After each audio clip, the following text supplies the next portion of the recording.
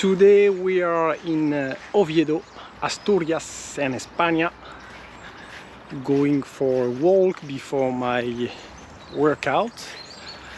And moving is important, working out is important, but also what you're eating is very important.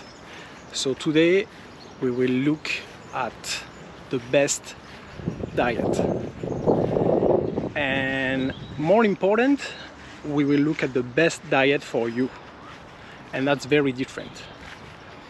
So of course, I'm not gonna give you one of the diets that already exist and tell you to follow it. That's actually the opposite that I want to share through this video. Is like, how can you find the best diet for you? So I will give you some ideas, some direction. I will share also my diet. But yes, more important, it's how can you create and find the best diet for you? Because we are all different.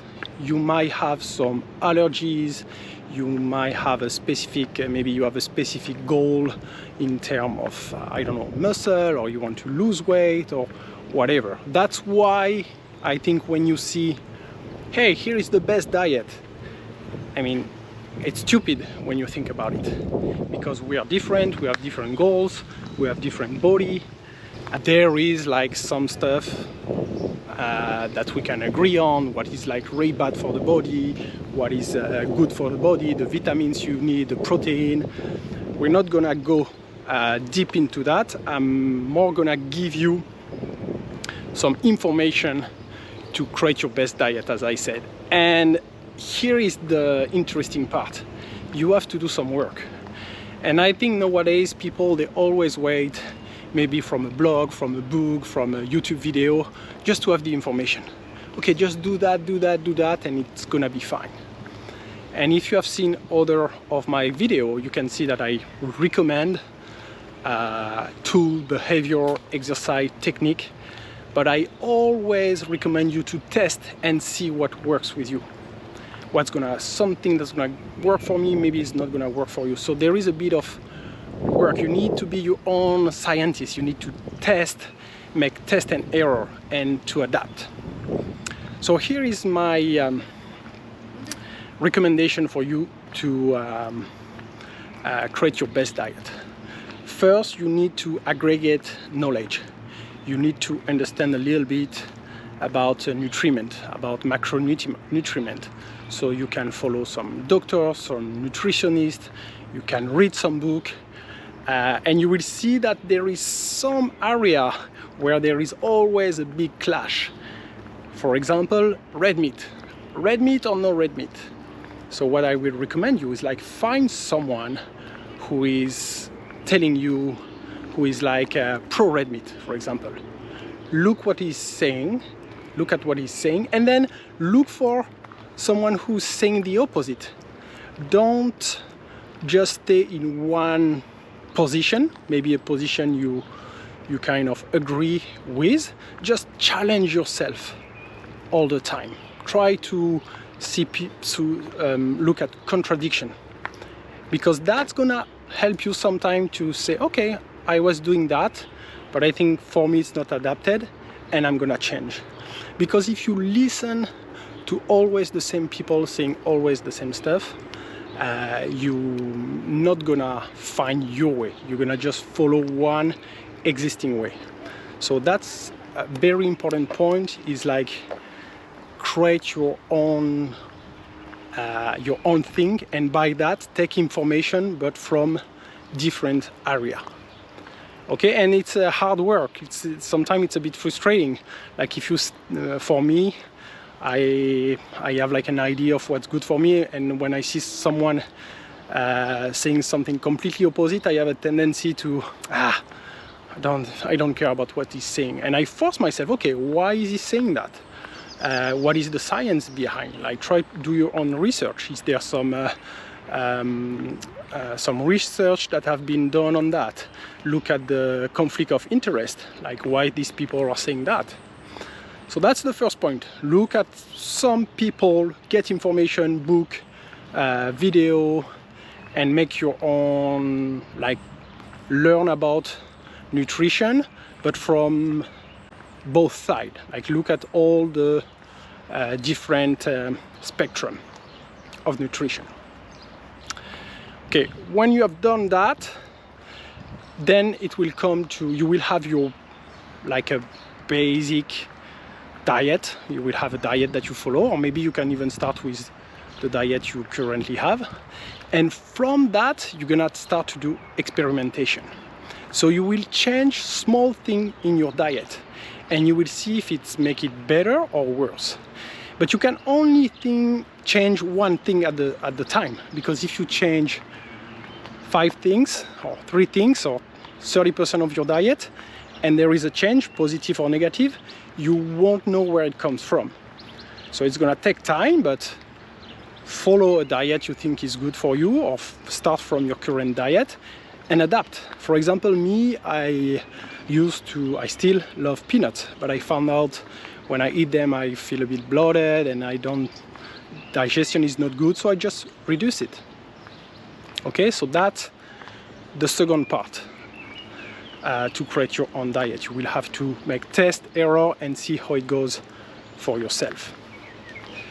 Now I'm gonna, before giving you my own my own diet, I'm gonna give you other direction you might want to consider, other ideas. First of all is about the food industry and the marketing. Be careful, because they are really strong and they are really good at it. It's marketing.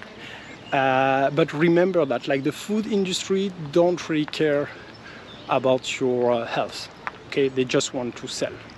And it's not crazy to think that. Yeah, like, we all know Coca-Cola is not good, or alcohol is not good, and when you see the marketing of alcohol, for example, about a beer, it's like, oh yeah, sharing a nice moment with friends, and it's having a company, it's to be relaxed, it's about enjoying life. Yeah, you can do that without drinking beer and alcohol that we know is bad for our body. So be careful about the marketing, what is on the packaging. I have another example, is the brand Ritter Sport. It's chocolate, R-I-T-T-E-R, I think, Ritter Sport. And I was always wondering, like, why their name is Sport. And I put a comment, I think, in one on their post on Instagram, and the answer from the community manager was, oh yeah, because back in the day when we created the chocolate, people used to put it in their pocket to go watch some sport.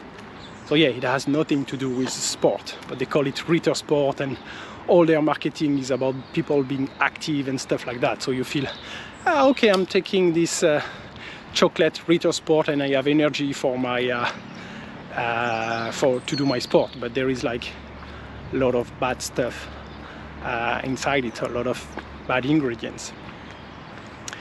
Another point is recommendation. Something that I do is I eat mainly non-processed food. And why I do that? Because like that I know what I'm eating. So maybe 80% of what I eat, maybe a bit more, is non-processed food. And I cook my own food. So I save money and I know what I eat. And if you do that, you reduce the risk to eat shit a lot. Okay? And it's much easier. So okay, you can go deeper to try to know where the meat is coming from, or where the eggs is coming from, or where the fruits are coming from. You can go that deep. But if at first you already focus on non-processed food, you are solving a big part of the problem, and you are reducing the possibility to eat, like, something that is bad for you. Okay? So here it comes, my diet. I'm gonna make it simple. I'm not gonna describe everything, but just for you to have an idea. So in the morning, I just drink water with Himalayan salt and coffee, 2-3 espresso. and I don't eat before 11 a.m. or 12 p.m. Okay, so I fast. I do intermittent fasting. Then my first meal, I will eat most of the time red meat, maybe 300-400 gram ground beef or beef, and I will eat an avocado or with some carrots or beetroot, and cheese. I love cheese. That's maybe the most processed food I eat. And for dessert, I will eat yogurt, kefir with fermentation. I love kefir with blueberries and nuts, walnuts, and honey. So I like berries because they are like antioxidant. They are very good fruits. But I can have other fruits depending where I am in the world. I like to have local fruit. So when I'm in South America, it will be mango, pineapple, stuff like that.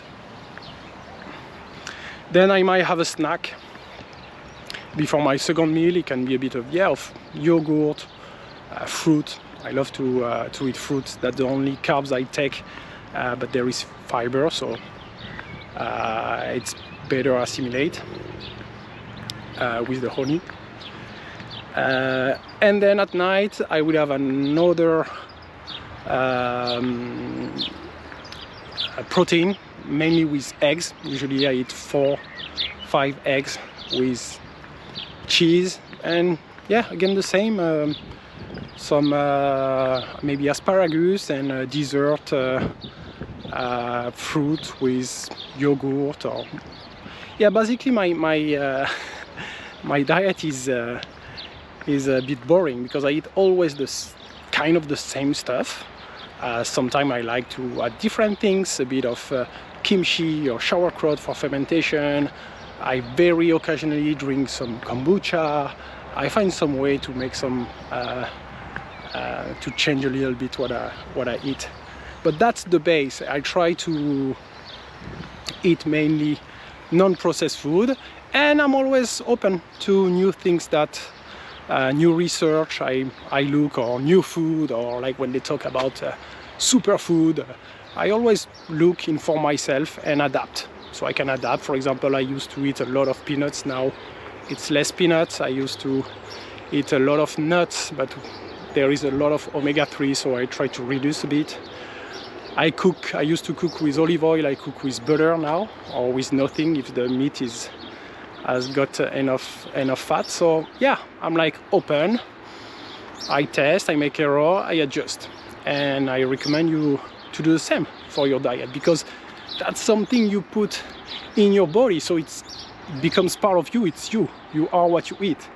So yeah, look at what you're eating, make the right choice for you, test, and you will find you will see the results when you make a change, when you adjust after a week or two.